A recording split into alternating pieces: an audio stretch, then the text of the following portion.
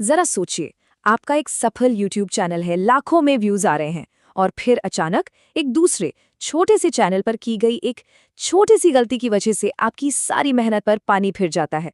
सच कहूं तो ये एक ऐसा डरावना सपना है जिससे हर क्रिएटर बचना चाहता है। तो चलिए आज इसी मुश्किल लेकिन बेहद जरूरी विषय की तह तक चलते हैं। Suspended due to related channel. सच में ये वो शब्द हैं जिन्हें पढ़कर किसी भी यूट्यूब क्रिएटर का दिल बैठ जाए। इसका सीधा सा मतलब ये है कि आपके एक चैनल पर हुई गलती की सज़ा आपके दूसरे पूरी तरह से नियमों का पालन करने वाले सफल चैनल को भी मिल गई है। तो चलिए इसमें और गहराई से उतरते हैं और समझते हैं कि ये आखिर है क्या और इससे निपटा कैसे जाए। तो आज हम इसे कैसे समझेंगे? सबसे पहले हम देखेंगे द डोमिनो इफेक्ट को, फिर बात करेंगे आपके छिपे हुए डिजिटल फुटप्रिंट की।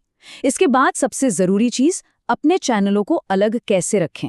फिर अगर सस्पेंशन हो ही गया है तो उसे ठीक कैसे करें, और आखिर में क्रिएशन के नए नियमों पर भी एक नज़र डालेंगे।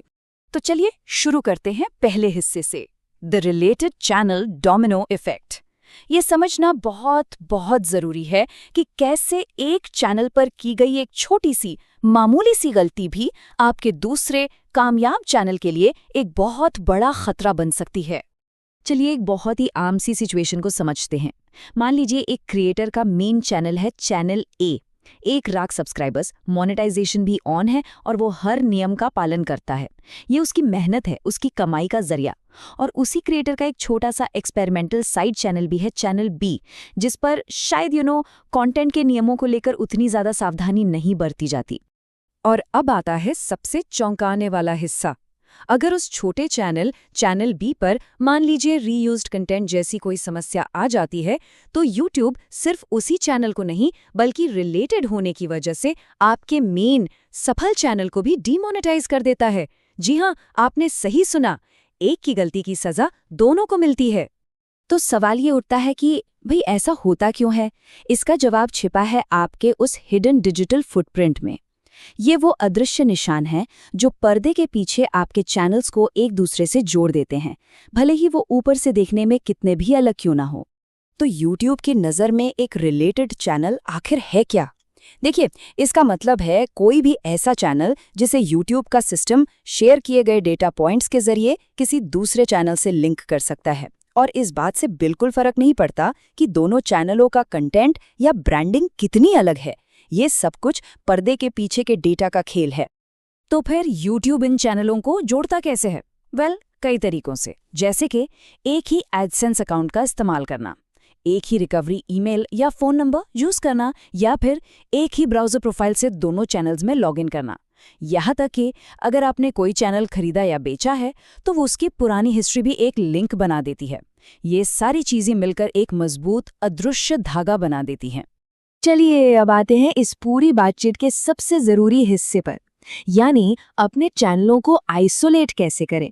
हम वो प्रोएक्टिव कदम कैसे उठाएं जिससे ये नौबत ही ना आए, क्योंकि कहते हैं ना, बचाव ही सबसे अच्छा इलाज है। ओके, तो अपने चैनलों के बीच एक मजबूत डिजिटल दीवार बनाने के लिए ये 4 टेक्निकल स्टेप्स लेने ही होंगे। ध्यान से सुनिएगा। पहला, हर चैनल के लिए एक बिल्कुल अलग वेब ब्राउज़र या ब्राउज़र प्रोफाइल का इस्तेमाल करें, मतलब एक चैनल क्रोम पर तो दूसरा फायरफॉक्स पर। दूसरा, हर चैनल का रिकवरी ईमेल एड्रेस यूनिक होना चाहिए, बिल्कुल अलग।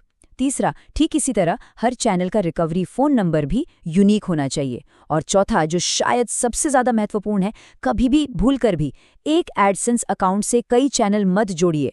हर चैनल का अपना बिल्कुल अलग एडसेंस अकाउंट होना ही चाहिए। यही सबसे सेफ तरीका है।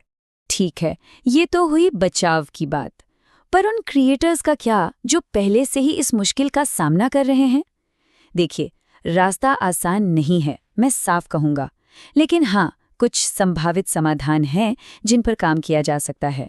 तो मोटे तौर पर यहाँ 2 मुश्किल रास्ते हैं।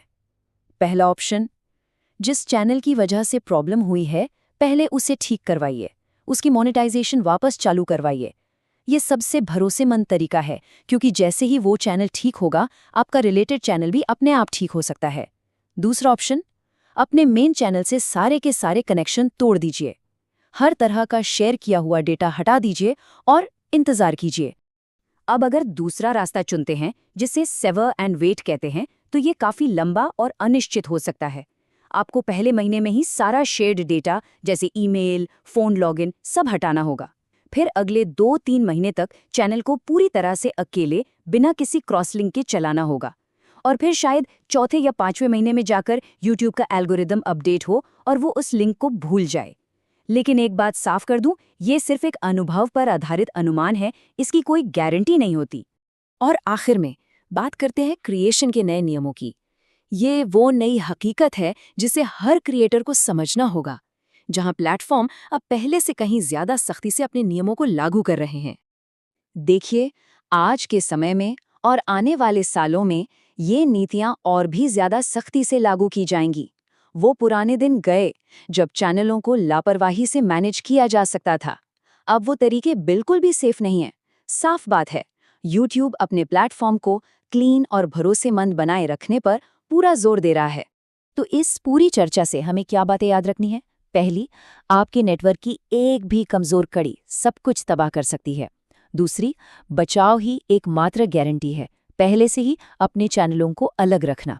तीसरा, चैनल खरीदने या बेचने में बहुत बड़े छिपे हुए रिस्क होते हैं। और आखिरी बात, यह हमेशा याद रखें कि YouTube एक क्लीन और कंसिस्टेंट प्लेटफॉर्म बनाने को सबसे ज्यादा प्राथमिकता दे रहा है। तो मैं आपको एक सवाल के साथ छोड़कर जा रही हूँ। जैसे जैसे प्लेटफॉर्म्स अपने नियम लगातार बदल रहे हैं और सख्त कर रहे हैं, क्या आपकी क्रिएटर स्ट्रैटेजी आने वाले कल के लिए, इन चुनौतियों के लिए वाकई में तैयार है?